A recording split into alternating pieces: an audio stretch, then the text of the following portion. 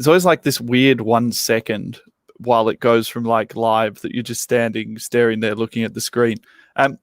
But here we are. Welcome to this, an Arse Brothers Rankcast, an ArseBros OG. So for those of us who have been following us over this early part of the season, we had an extended break for mental health reasons. So we call it like our like almost like an Arsenal colonoscopy. It's like everything needs to be flushed so I can come back and I can start clean. And we've done that. But for those who've been following us, we've launched 3 new shows this year. So Scunny Mike is doing the preview show. For us, he launched the first one on Thursday. Ryan is now doing the Cup show. So he'll be probably doing a preview and a post for most of the Cups. We'll work that out. Matty Riz is still floating around the world yelling at things. And when he feels like he's going to be doing his hot topic, we'll still have the monthly show. Which is us breaking down all the points in the 3-2-1s at the end of every month, the player of the seasons, the shit ass of the seasons. And Toby and I have gone back to the original format for the review show. So we're back doing a weekly review. You'll get a weekly review out of us. Toby, ArseBros OG, like the good old days when not that we know what we're doing now, but we especially didn't know what we were doing then, and we were much drunker. Well, I think that's my problem for today is my lack of beer, seeing we were unorganized, so I'm very jealous of the one that you've just cracked. It's damn fine, Toby. It's damn fine. General chats, Toby. Start of the season, coming into the game, were you hanging on the edge of your seat, waiting for the Arsenal to come out and blitz all of our foes, to smote them in our ruins? Were you B, moderately pleased with what's happened, or were you C, still really waiting with bated breath for some more signings in the positions that we know that we need them in?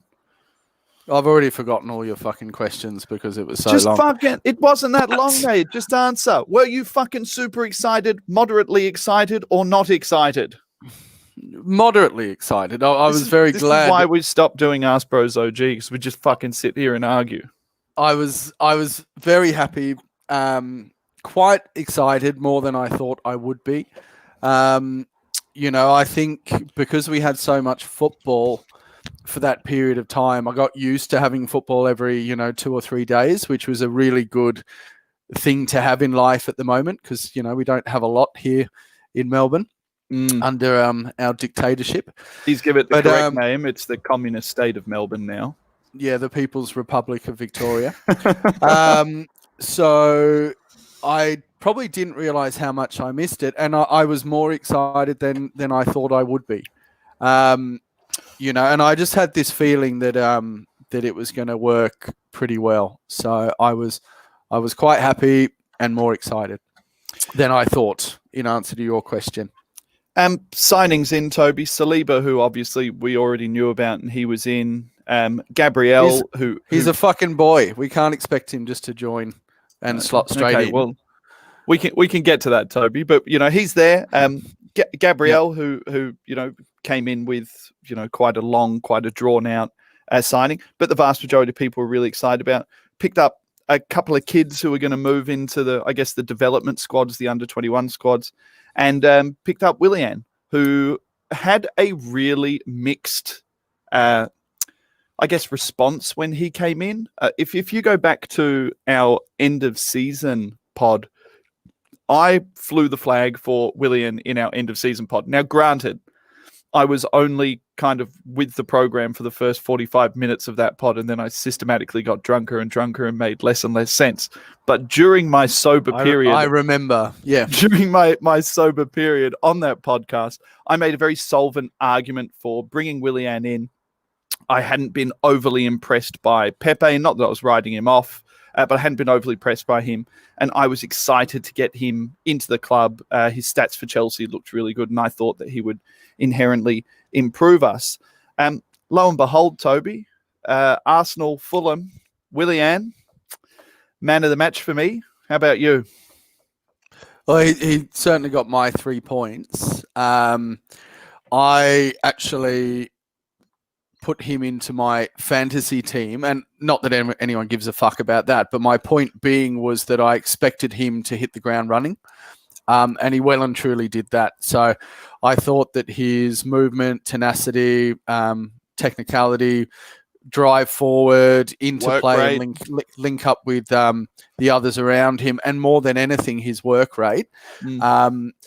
He slotted right in and made us instantly better. So the things you look at the players that didn't do enough both sides of the ball, when you think about the big MO and why he's been ostracized from the team, I think instantly you see the type of player that we need. And look, for me, I was quite against it because I thought we were taking the safe approach by taking other clubs' sloppy seconds, but in reality, we didn't take much of a risk financially. He's only on wages, and he's a tenacious little shit. And if you look at his stats from last season, he actually wasn't dropping off. So he might be one of those players that sort of stays good. So if we get 1 or 2 years out of him at that type of red line or that type of effort, then it'll be good business. So I'm quite happy to be proved wrong already, and it was instant for me that he'd made a huge difference.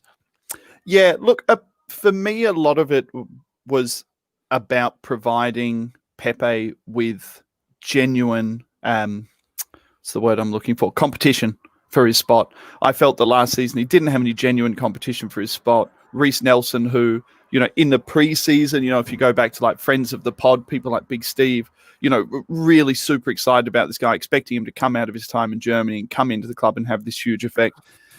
And that was kind of twofold, that not only did he not have the level of effect, and not that I think Nelson is a terrible player, but he didn't get up to the level to at any point be pushing Pepe hard enough to kind of get Pepe out of that malaise that he was in, where, he kind of comes onto the ball and falls into the game and falls out of the game. The one thing I really liked about the William performance is I felt that he was in the game from the first kick until the end of the game. I actually don't think that there's... Well, until the 73rd minute. Yeah, for the duration of the time that he was on the pitch, Toby. You fucking drop kick. But, never miss an opportunity, Toby, to stick a knife in. We all know that about you. I've got many scars in the back that, require knives being pulled out. But I think we don't do that. Our whole philosophy is we knife each other in the chest, face to face, motherfucker. Right in there. Yep. Prison style. Anyway, I thought that was the thing that really separated the performances. People are saying, Pepe is more technical. I didn't see necessarily a drop-off in technicality for having Willie in there. But he was always in the game. Some of his pings, his crossfield balls, even how hard he went into challenges. One of the things I really liked about this performance was that he was taking out free kicks as well. Yeah, and he held his width when he needed to hold his width. And when he didn't need to hold his width, he was actually floating inside and sitting in behind Lacazette and Aubameyang at times. And that was something that I thought Pepe, he didn't do a lot last season. He always seemed to be stuck in between the channels. So he wouldn't quite be getting chalk on his boots, but he also not often enough was popping up through the middle. And when he did pop up through the middle, that's when you saw those really nice first-time finishes from him. Toby, other I guess, other things that happened. Gabriel gets his start, also performed to a quite a high level after not having an amazing start to the game, a nervy start to the game, no doubt, with that AMM back pass and a couple of other little pieces as well. One thing we can say about him, Toby, he's a massive fucking boy, huh? He made me feel like that back line all of a sudden looked physical in a way that we haven't seen it look physical for a long time. Most definitely. I think he's a big unit. What is he, 6'5", something along those lines, covers the ground quickly. What I was really heartened to see was him not being a big, slow lump as well, hurling his body in front of the ball, doing those tenacious protecting of his box. Sorry, I'm off track because we just had a pop-up and I was like, who the fuck's that? And then obviously his distribution was really good. So playing that central of the three, he was, he was playing those penetrative balls and starting our attack as well. So, and then pops up with the goal. You got 6'5" heading abilities. So I didn't expect him to hit the ground running. So I was quite happy with that as a first performance. Toby, a lot of people would have thought, myself included, that Eddie Nketiah was the natural starter for this game. Yeah, I was disappointed in that. Yeah, look, Lacazette comes into the game. I must admit, despite people seeming to get very excited about the fact that he scored, the rest of his game was absolute garbage. Well, he scored a tap-in. It was It was Willian's goal. Yeah. It was a fuck up by Fulham. Willian put the pressure on, deflection, and he was exactly where he should be, and it was unfuck-upable. I don't mean to be too hard on Lacazette, but he did what he needed to do and no more. And I thought for the rest of the game, he kind of had sulk, resting bitch face. And this was going to be my point, Toby, exactly, about the fact that I expected that his attitude would change coming into this season. I had got the feeling that there was a large possibility that he was on his way out of the club. The sorts of numbers that were getting spruiked for him around that £30 million mark, my brain started to go towards, okay, well, what are we actually going to replace him with for around that £30 million mark? It means that if we do get rid of him, we have to dig into our transfer kitty to replace him. I don't think you're going to get a quality replacement for less than, once we start getting above the 40s and above the 45s, back up to almost what we paid for him anyway. Do you think that the selection of Lacazette in the team for the first game of the season leads you to believe that he's staying? We either can't get a suitor for him, or Arteta's realised that if we can't get rid of him, we do really need him to play? 2 words: window shopping. So he's being advertised effectively. So I think if he plays at the start, I think much like El Neni, getting a start in the Charity Shield as well, it's just showing the potential suitors that you have a player that can perform on the stage and doing a bit of advertising that way. I tend to agree with you. I mean, we paid £45 million for him, 4 years ago. So it would be considerable loss for someone in their prime to be sold for 30 million. So it's, I'm a little bit unsure, but I felt that in the cameo that Eddie made with his 5 minutes, which wasn't enough, if you ask me, I would have liked to see him get at least the last 20. He was sharp.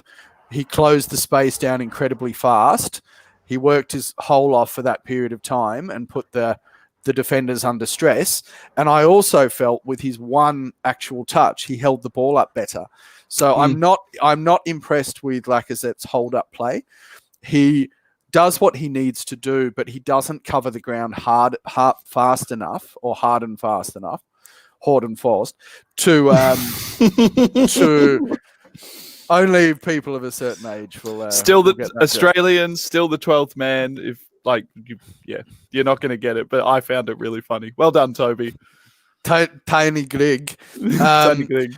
So. And the one time we did hold the ball up was fantastic. So I think my point before I distracted myself was that Lacazette was trying, but he wasn't covering the ground fast enough to make an impact with that press. And if you look at the way our team has gone with the athleticism all over the pitch, and it is fucking dynamic. If you break it down, you've got your AMNs, your Sakas, your Aubameyangs. We'll put Eddie Nketiah in there. You've got relentless up and down players with tenacity like Kieran Tierney. We're talking all over the pitch now. And then you add in Willian as well. Pepe needs some work to do, but he showed in the FA Cup final that he can do it. You've got some serious pace and some serious press. So unless you can pull your thumb out of your ass and say, I want to be here and I'm going to work for this team and this manager, then I wouldn't cry if we sold Lacazette. I wouldn't even cry if it was a gamble and we sold Lacazette and backed Eddie Nketiah. Don't forget, he scored a hat-trick for England under-21s in midweek. So yeah. Look, Toby, I'm on public record early in Eddie's career when he came into Arsenal saying that I didn't think that he was at the physical level that the Premier League required, and I didn't think that he was going to be a top player for us. As time went on last season, I think my mind has started to change because of the way that it appears that the centre forward is being asked to play in modern football. Yeah, it's pretty selfless. Yeah, it's a thankless job now. And I keep coming back to it when people say, "Oh, Aubameyang through the middle, Aubameyang through the middle." I'm like, the game has changed. Aubameyang through the middle won't work. He won't hold the line. On that, let's dig into Aubameyang's performance. Disappearing for huge amounts of time, and then popping up at the exact moment when he needs to affect the game. Could you get any more Aubameyang than that? No, that wasn't said in a negative. That wasn't said in a negative way. I didn't take it that way. Yeah. In our group, I put it up. Like first half, I was like, "Fuck, Aubameyang's in my negative points. He really hasn't come into it." And then he goes bang onto a ball from Tierney, bang onto a ball from El Neni. He is such a low touch player. His finishing is as good as it's ever been. I would never remove him off the left side now in a million years. Like I just wouldn't do it. I don't think he can play centre forward anymore. When you go back to, talking about Eddie and Lacazette quickly, what does Eddie do that Lacazette doesn't do? I think Eddie holds the shape better. I've said this before. I think Eddie will make more thankless runs. So when you've got a ball going over the top from right to left to Aubameyang in the left channel, someone's got to make that thankless run to the far post, even though the ball's never going there, to drag the defender. I find Eddie does that more often. My issue with Lacazette is I don't understand how his technicality has dropped so much. Attitude, one thing. Confidence, another thing. Goal scoring, fine. Your goal scoring can dry up.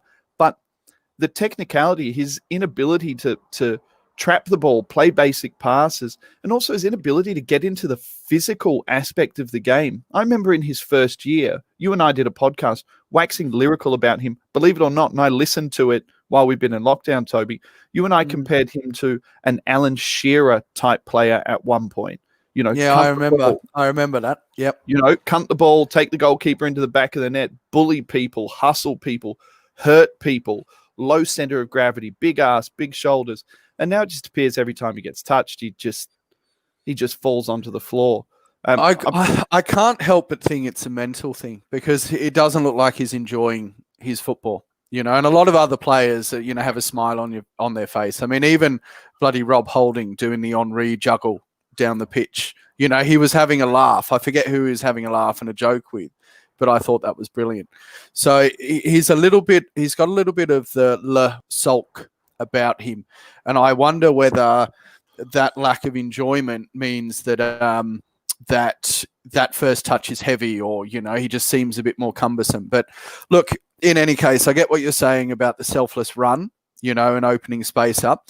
And then I want to make another point as well, because I think Maitland-Niles made errors in this game, but I have a feeling that he was tasked with making high-risk balls because Aubameyang was the one not going to create, but the one to get on the end of things.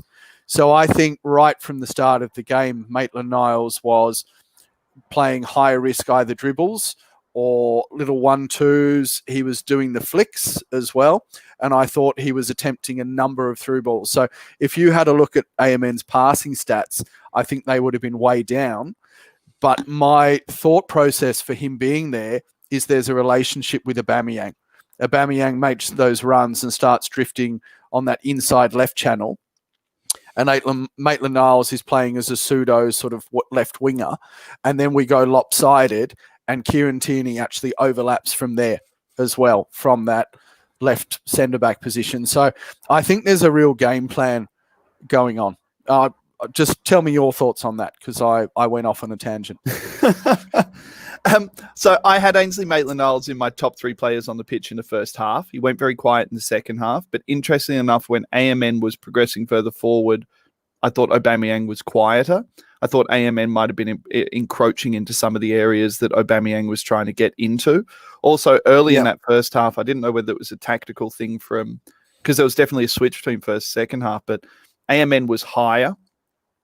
Xhaka was fucking way higher than I've ever seen him before as well. He was right up there, I guess, because he had the confidence in El Neni behind him.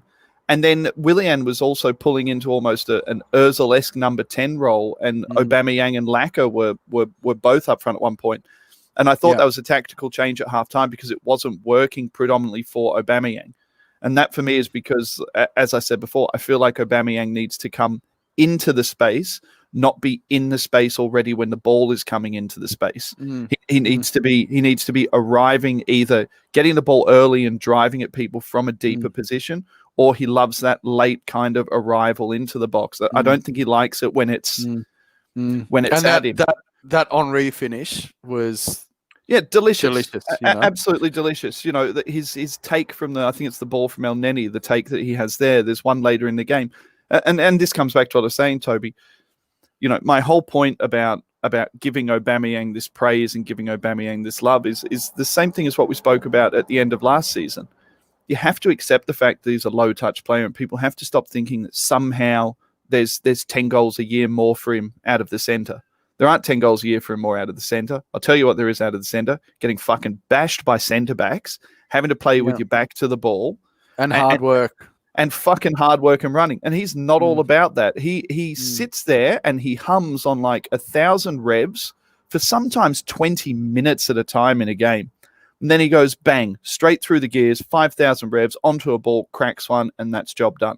And that maverick style of player, I actually think, to go back to what we said originally about Willian and balance, I think that when you have Pepe and when you have Aubameyang, who are both too similar.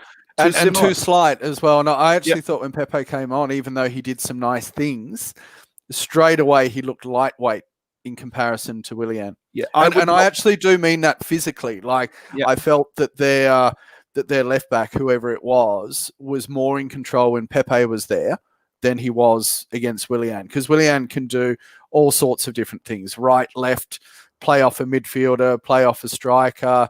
You know, he's got all of those. He can also hold a man off.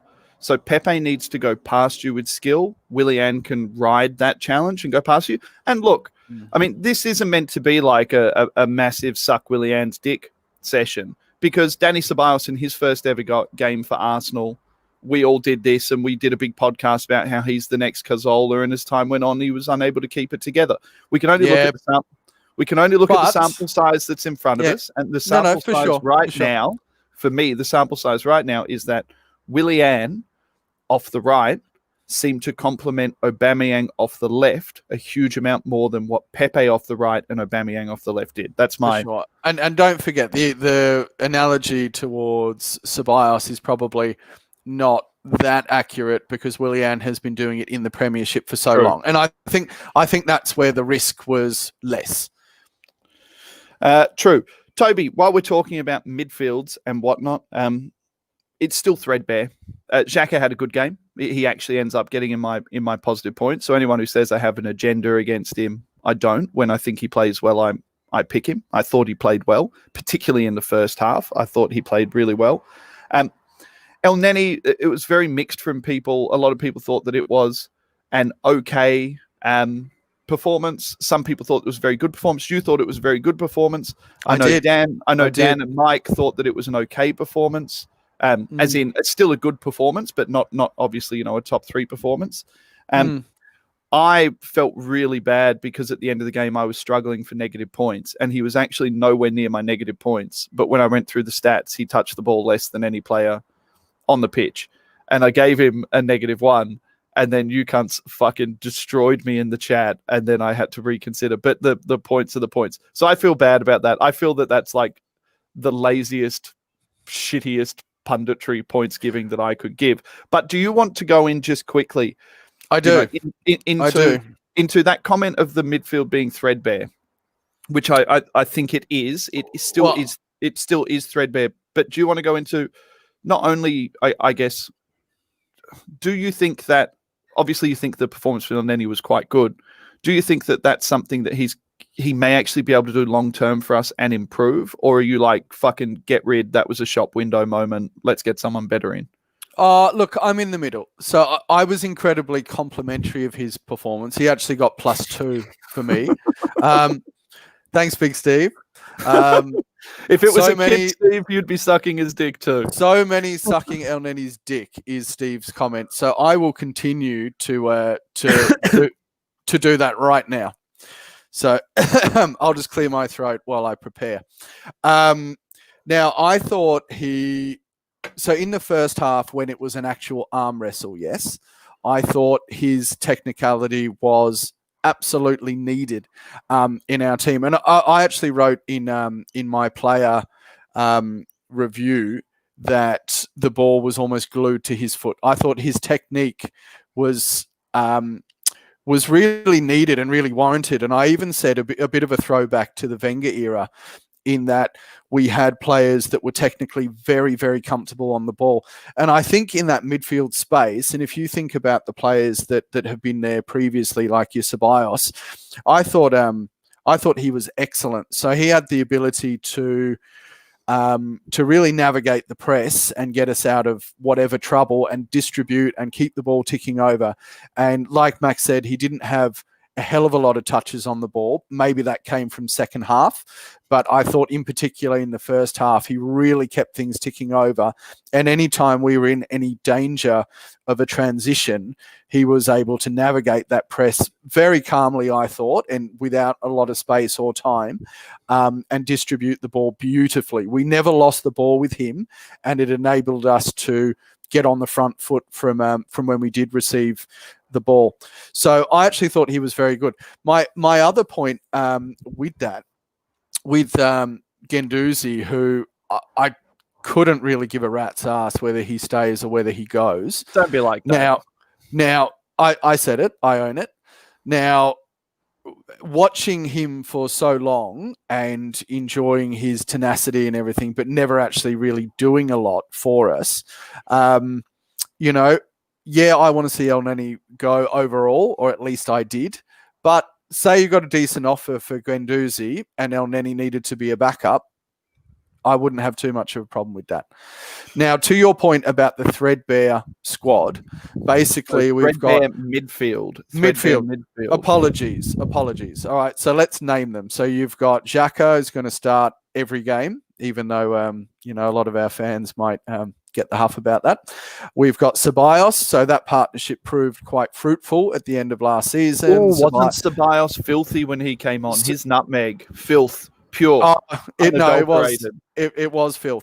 So that partnership really showed dividends at the end of last season. Ceballos coming up to speed in the Prem. I think Joe Willock probably hasn't grasped his opportunity. So he would steadfastly be a backup for me. He would go into the fourth or fifth choice. It does say something, doesn't it? It does say something about Joe Willock to have Elneny being picked after Willock had played that quantity of games last season. Well, it comes back to the shop window thing again, Max. So I think that had something to do with it. But I think Elneny in the Charity Shield and in this game has certainly surprised us all. So I'd say, look, Willock's probably at the bottom of that. He'll play in the early rounds of the Cups and Europa League, so same type of thing. So he really needs to step up a little bit. If Maitland-Niles stays, I would be quite happy seeing him take some of that midfield time and see how he goes.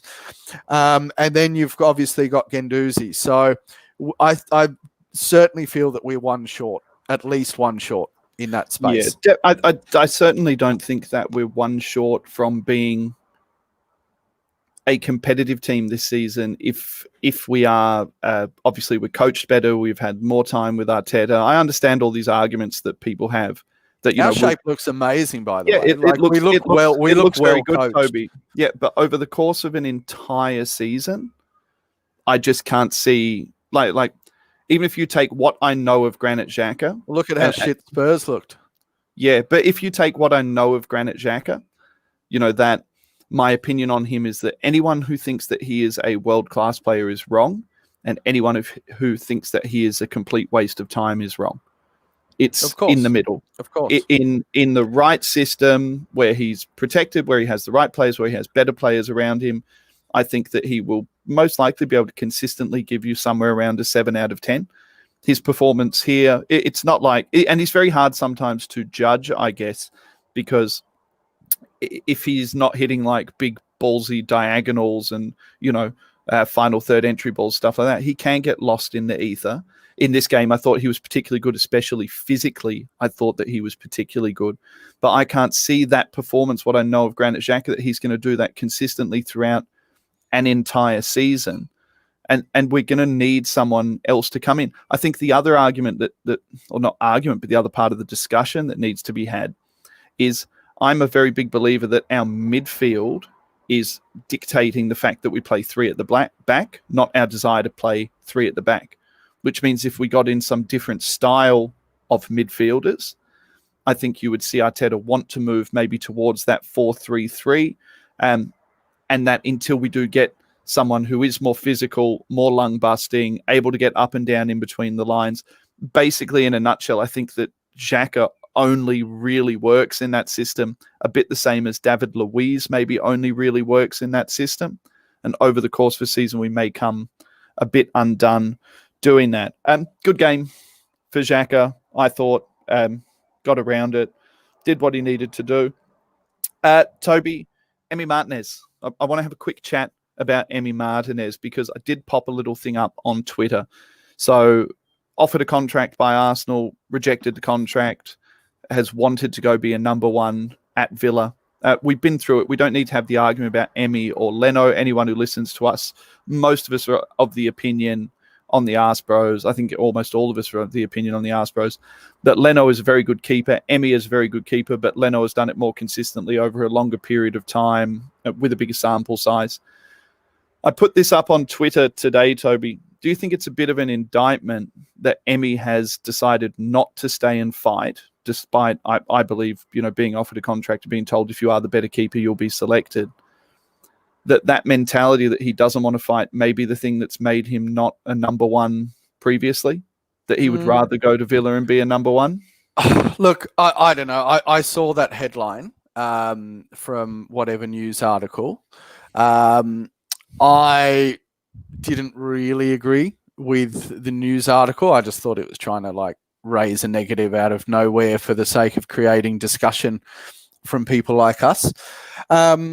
Well, I think it worked because I tweeted it and then brought it up on a podcast. Yeah, and I agree with it. Yeah. So I think good on him. I mean, he had his time. He had his time in the limelight. He did amazingly well.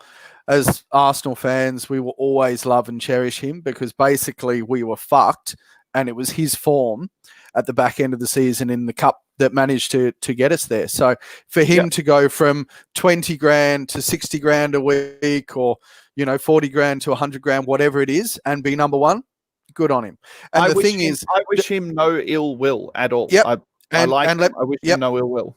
Yep. And I think at the end of the day, Bernd Leno is a fantastic keeper. And like you said, longevity-wise, he might not have the same size frame on him. But, I think it's good. And coming full circle and going back to our point, we need to raise funds. So none of us wanted to sell Maitland-Niles. If we raise funds via Martinez, who came from our youth system and effectively cost us nothing. So if we get 20 grand for him and we can move someone else on like a Guendouzi or something like that, then you could put that money, say you got 40 million, you could put that into a midfielder. So I think it's one of those few occasions where everyone wins. The only problem is just last point is that Matt Macy has also requested to leave. So that's the only spanner in the works. Oh, look, second keepers are a dime a dozen. If like finding a great second keeper, that's difficult, but I think that's been difficult for all clubs forever. You have guys whose careers are as second keepers. they're second keepers for a career. You know, they come in, they come out. There's a guy I follow on Twitter is really good. His name's the Psycho Mank, and he put the best Twitter up the other day. I sent him a message saying he completes me. You complete me. I love you. Because someone wrote, "Why are we selling Emmy? You know, when we don't have a backup second keeper," and he just tweeted back, "Because we have 2 world-class keepers and 0 world-class midfielders." Like, do the fucking maths. And I was like, "Yes, sir. Thank you very much. You complete me. I love you."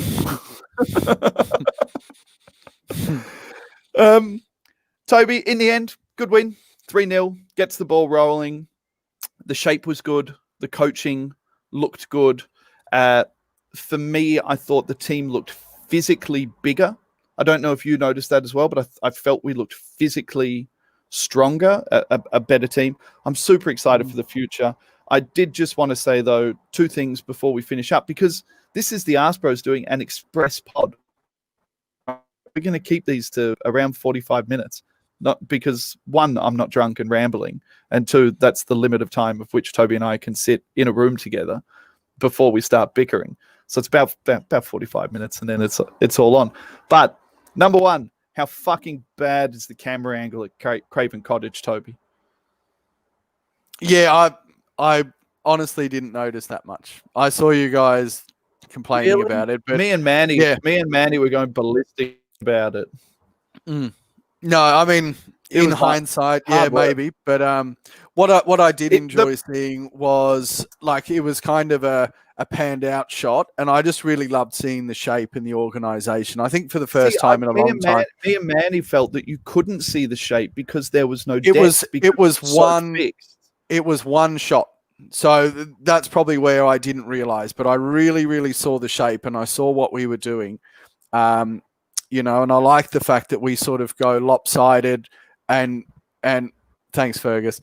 And I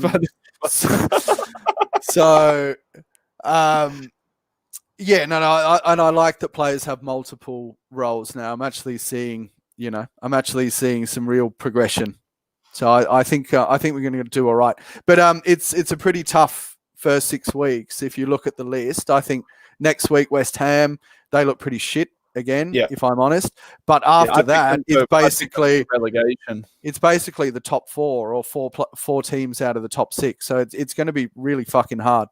Look, I've said this before, Toby. I would rather get teams early in the season, especially teams who are going to be in the top 4. I'd rather get them early in the season than in the middle of the season. I'd rather get them early or late, before either they're not quite there physically or they're building themselves into a season, or I'd rather get them at the end when, you know, preferably they're already, you know, won or close to winning or whatever it might be. Toby, my final point, and we're going to have an argument about this. All right. That fucking third kit can suck my cock. That is the worst fucking third kit I've ever seen in my life. Arsenal in blue. I know there's trim, but you can't see it on the camera. Arsenal in blue, fucking awful. It took my brain literally time, and I know my brain's not great, but literally time to adjust to trying to cheer on Arsenal in a fucking blue kit. That second marble shit's not much better. But fuck me, can we not just have Arsenal in red, Arsenal in yellow, and then, I don't know. I'd rather that fucking mint green shit than that fucking blue. Makes me think of Chelsea. Well, you lost all credibility at the mint green part. Okay, I agree with you. I'd rather see. At least mint green isn't another team that it makes me think of. Let me finish, cunt. See, here we go. Bickering, 45-minute mark. Yep, ready to go. So, red and white, home. Traditional yellow with blue trim away. And then a third, which this blue one could have been. I actually quite like the gunmetal grey and hot pink from a few years ago. I thought that was actually quite good. I would have that. Talk to me about the blue, though, because you like the blue. But the marble blood vein one, not nice. The blue one with that kind of like peachy rose gold trim, I like it. I like it. And I especially like it more than that horrible mint green fucking It's not spearmint about, fucking about piece the of shit. jersey, Toby. It's not about whether the jersey looks better than that jersey. It's about feeling that your team is your team when you watch them on television. I can't fucking watch Arsenal in blue. It doesn't Well, work for me. It fucked with my realised this. brain. Like all of the Premier League, this is about fucking money. All right? So everything is the same. This bullshit is about shirt sales and things that people don't have. At least they don't look like a fucking zebra like Manpoo. And on that, Fergus was like, have you seen, man? I actually thought that was a joke. Like, Well, I thought, I'm like, oh, surely it's a joke about something. Like, I thought it was like visit Rwanda and be a zebra. Yeah, I thought you were going to go down the let's sign more African players path, but there, I said it, and now that's horrible and will be ostracized from everyone. Damn right, Russ. I won't be buying any blue bollocks jerseys either. Fuck it. Arsenal in blue. All right, guys. So that brings us to the end of this first ArseBros OG. Bang in the comments. Let us know if you like this format. We're really trying to do it low-key, squeezed in, half an hour, 40 minutes. Not talking big things, big topics, just what comes up and what happens in the game. Toby, I've got about a minute more of liking you, so we should probably end this. And okay. I'll see you next week after the next game.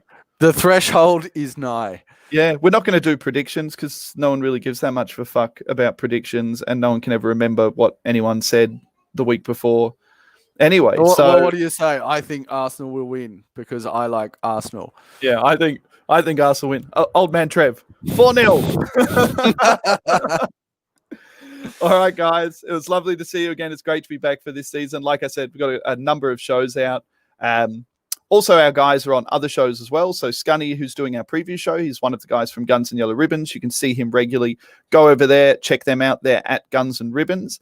I'm doing a regular preview show with Tez and the boys from the Clock End. So they're at Clock End Talk. Give them a follow as well. Ryan is doing Same Old Arsenal USA. I think the handle might be Same Old USA. Type it in. You'll find it. You can find us on all sorts of platforms. Like all of us, follow all of us, get on with it. Peace out, and we'll see you next time. Go get some more beers. See you, Tobes. See you, mate. Eat a dick. Eat a fucking dick, cunt.